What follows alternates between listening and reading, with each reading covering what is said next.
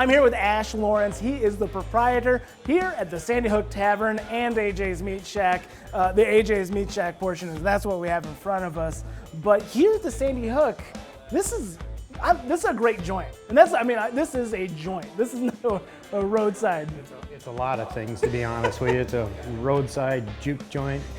It's a biker bar. It's a family-oriented bar. Obviously, see, we have dogs in here right now.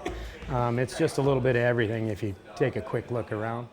I mean, that's what I really love about it. It's a little bit of everything. It's a little bit rough and tumble, but also it is a really welcoming place as well.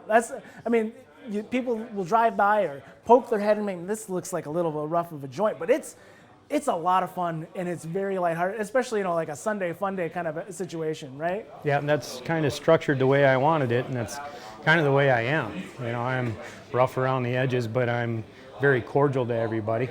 I lived a different lifestyle than most. I worked on the road through my 20s, and I became a man and an edgy type person all at the same time. Oh, yeah. But at the same time, I got treated very well when I was on the road, so those are things that I bring back to this place. And I'm not real fancy, very sharp around the edges, I guess you could say. So when I got into here, that's what I wanted. I wanted to attract to the people that wouldn't normally go to a supper club or some type of fine dining establishment.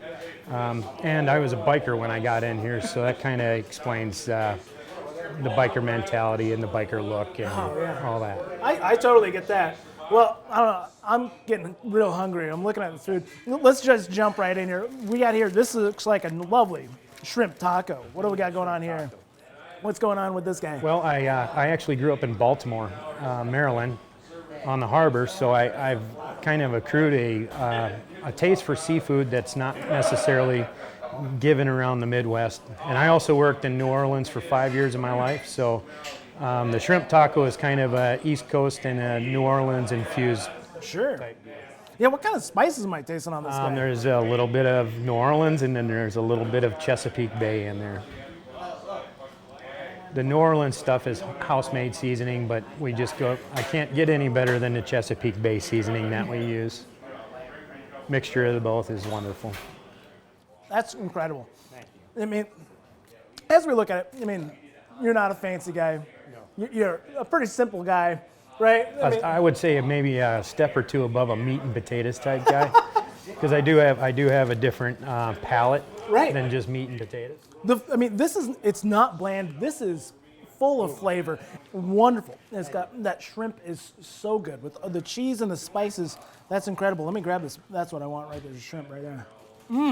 It is drizzled with a little bit of an Asian sauce that we make in house, and not a lot because you don't want to take away from the taste of the shrimp or the tortilla or the cheese. I'm getting the cheese and certainly the shrimp. So tell me a little bit about live music is huge out here. Well, that's kind of what I mentioned before, that I was on the road for the longest time, and I would walk into a place like this in Mississippi and there would be a 12-piece band playing, and it just kind of it's stuck in the back of my mind that if I ever was to do what I wanted to do for a living, that was going to be the avenue that I was going to do it. I wasn't sure where I was going to settle down. And then I came back on vacation. The opportunity for this place in the middle of nowhere came about, and my best friend owns two bars.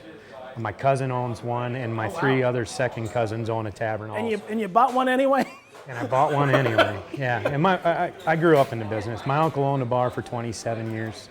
My mom worked her second or third job all of her life in a tavern.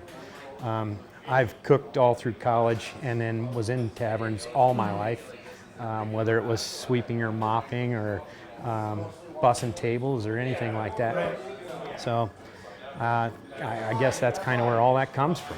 Right. These are places that are needed in our area. I love a good tavern. I love a good bar.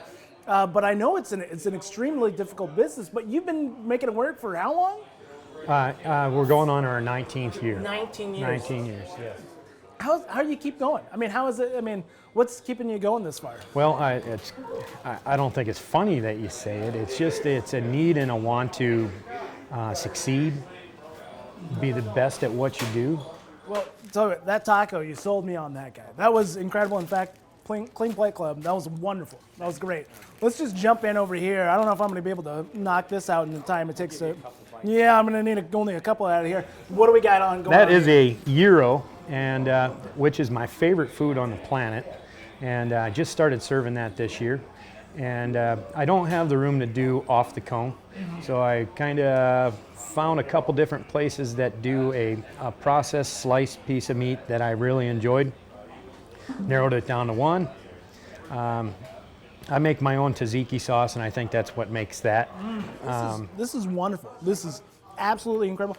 And I feel like this is all very fresh. I mean, am I wrong here? Because that was incredibly fresh. We do use a few processed products, like I said, with the gyro meat we do, but everything else, the reason why the interview took so long is because I have to, when I start my day, everything starts off with the exception of the bread and cheese.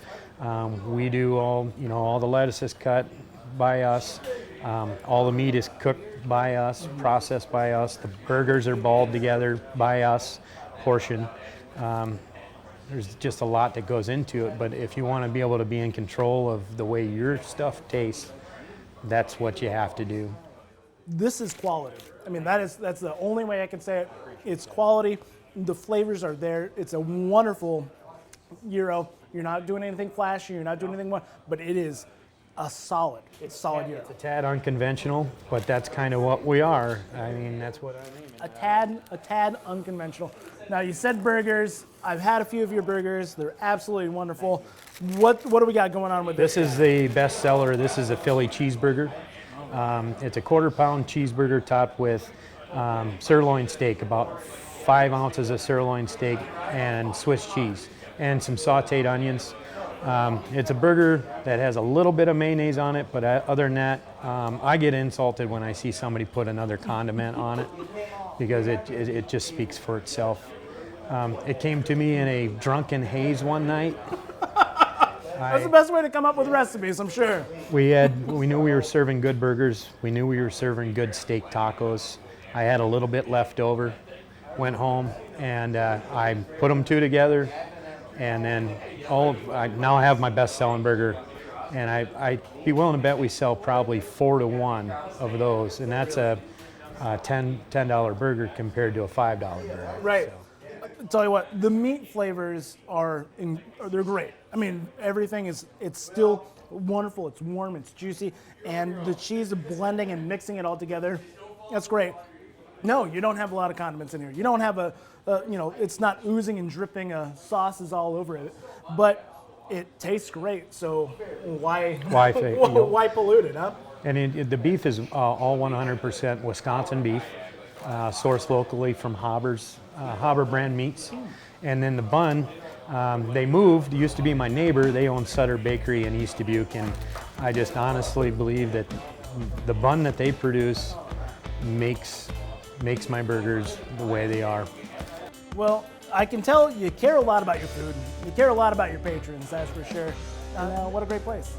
Thanks a lot. I appreciate it. Thank you.